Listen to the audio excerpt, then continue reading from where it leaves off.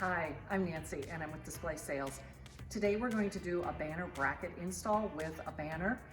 The first thing you want to do before you start your install of banners is decide what clear height you need for your pole. So you're going to want to measure from the ground up to where it should be clear. Typically on a small pole you will have 8 to 10 feet clearance, and on a larger pole 12 to 14 feet. Ron is going to install the banner bracket system and the banner today as I narrate through the install process. So typically on this size of pole, we would use a smaller bracket set and a shorter rod. But this bracket set is really meant for banners that are larger than 24 by 48 inches up to 30 by 96 inches. Important to note, we're installing the Windscale 12 system.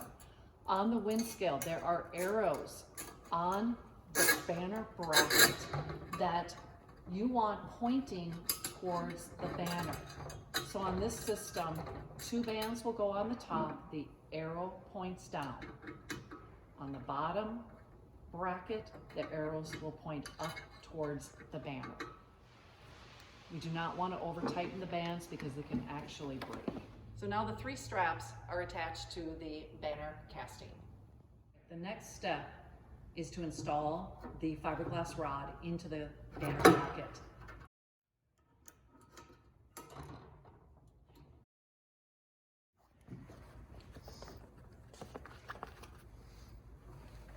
We recommend that you're installing your banner brackets and the banner at the same time so that you can get the most secure fit for your banner.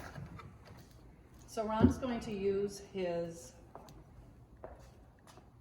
duct tape again. He inserts this time the rod through the lower pocket of the banner and setting that banner bracket low enough on the light pole so that the banner is very taut.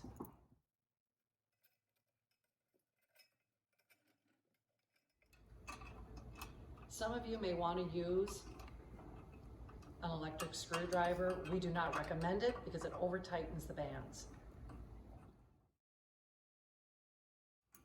Again, on the lower bracket, there are arrows that will face up towards the top bracket.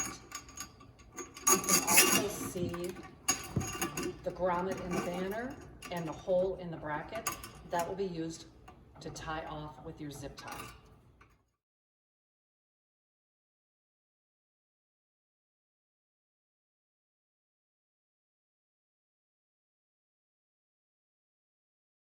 And now the final step.